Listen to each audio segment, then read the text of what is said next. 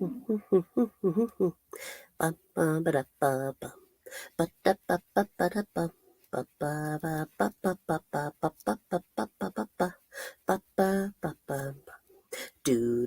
do do do do do do. Oh, wait, I'm live?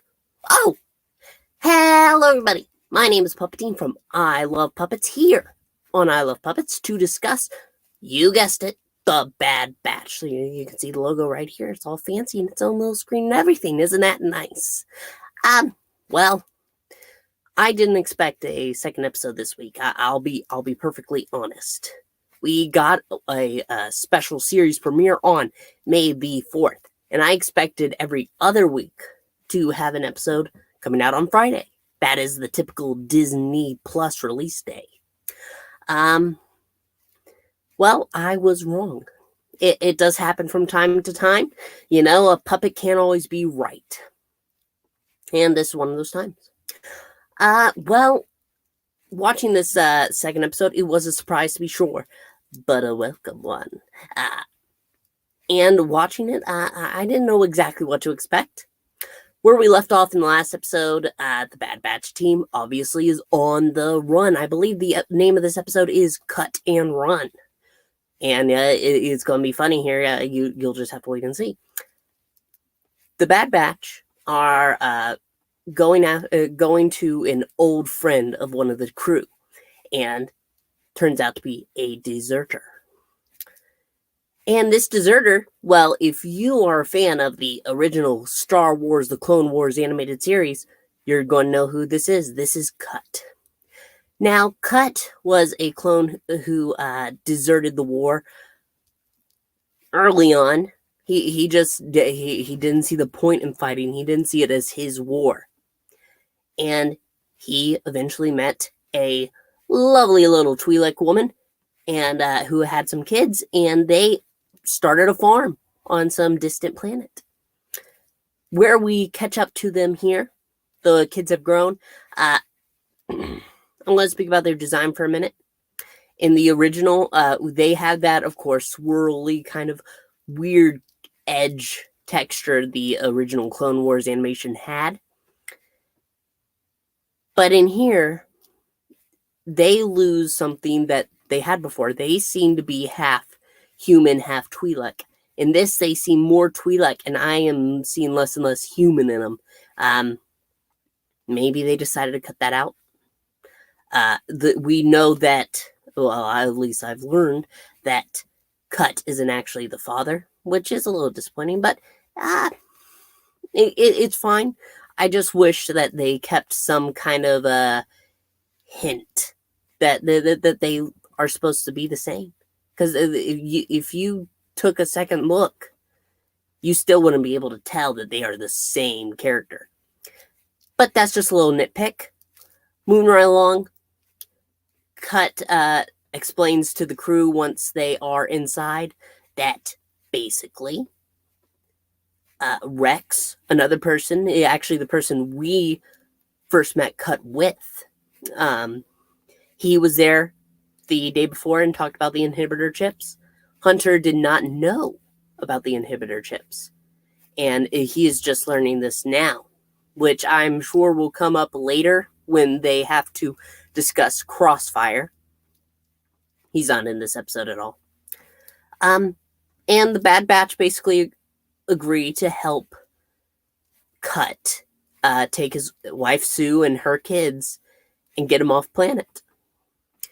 Some shenanigans happen, and Hunter thinks that he needs to send Omega with them, and it seems like, oh, they're going to separate, and oh no, she's going to go to the ship, and they'll be together again, and it'll all be fine. Which is exactly what happens. They manage to get Cut and his family off, even though every person in the galaxy has to have a register number. They are registering each individual in the galaxy.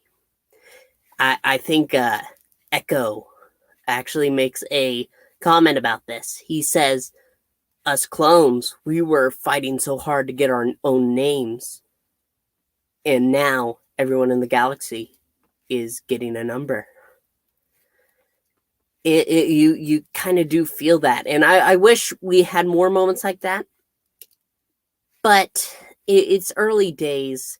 And that is another nitpick with this episode. The entire dynamic between Hunter and Omega, we understand it. We understand what it's supposed to be. But they haven't built to that yet. So when Omega is being sent off by Hunter, she's known Hunter for about a total of half an hour, 45 minutes. At least that's what it feels like from our perspective. And there's none of that growth there. And so saying she needs a family. Okay, Hunter, you can say she needs a family all day long. I don't understand why she's fighting so hard to be with you. Of course, she was looking to you as her kind of ideal clone, because she is a clone of herself. But she's not like the rest, clearly, because, well, she's a she. But I don't know. I feel like they could have waited for this episode. That's my main problem with it. And how this ends, Hunter and her sit down and they have a moment, and she says, I want to be with you. And he says, well, you know, I have some learning to do as well. And that's my main problem. Their relationship, we understand what it's supposed to be, but we don't have that build to it yet. I feel like waiting even one more episode could have showcased that. But to say that you were rescuing her, she gets in danger for 1 minute, and okay, well, time to cut these ends and go off. We're not a real family for her. It's a little bothersome. And another problem, I don't know where they're going. See, with the show The Mandalorian, at the end of the episode, we have an idea of where he's heading. I have no idea with this episode. They have left. They got Cut and his family off of I can't remember the world's name, but they got him off planet, and he's planning on going somewhere distant where the newly formed empire hasn't reached quite yet. But I have no idea where the Bad Batch, the characters we're supposed to be following, are heading. And they kind of take a back seat, I feel. And that's my main problem. And that being said, I always do love the continuation of side characters. So I was very interested in where Cut and his family ended up after the Clone Wars episode that they had.